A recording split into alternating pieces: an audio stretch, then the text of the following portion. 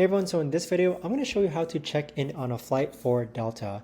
So if you do have an upcoming flight, this is going to be useful for you. Now, you can't check in into your flight until 24 hours within your departure time.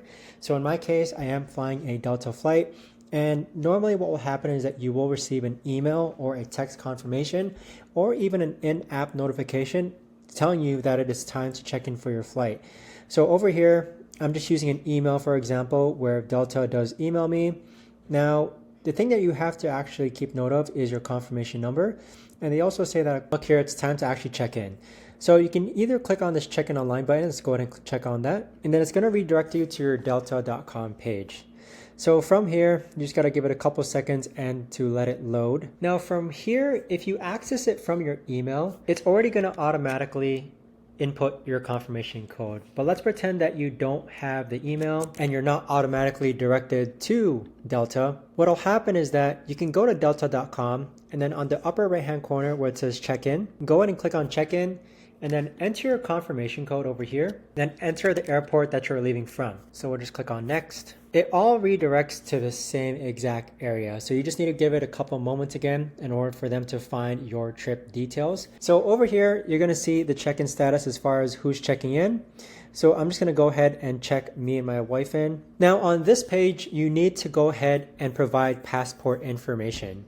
So I'm gonna go ahead and cut to this video and actually provide our passport information. Now, once you actually go ahead and verify your passport information, you're just gonna be taken to this page where you have a check-in and you're gonna see your flight information, your seats, etc. So on this page, you just wanna make sure that everything is correct as far as seating arrangements goes, and then you also wanna make sure that the number of bags that you're allowed to bring in on board is correct as well. During your flights or regarding your flight schedule times, you do want to make sure all the information is correct as far as like how long your layover is, which airport you're going to. And then after everything looks good and correct, go ahead and click on next. Now the last prompt here is asking for contact information if it's needed. And so with this phone number that you provide, you'll simply just receive flight notifications for flight cancellations, delays, or schedule changes. So I normally do provide my phone number in order to actually get this sort of information, just because I like to stay in the loop just in case your flight gets delayed or canceled. Now, if it does get delayed or canceled, I highly recommend that you do get travel insurance. And if you haven't signed up for travel insurance just yet, I personally use Chase Travel Insurance, meaning that I book my travels with Chase credit card. Therefore, my flights and travel are insured. So down below in the link in the description, I'll be leaving a nice welcome bonus for those who use my link to actually sign up with Chase if they haven't already.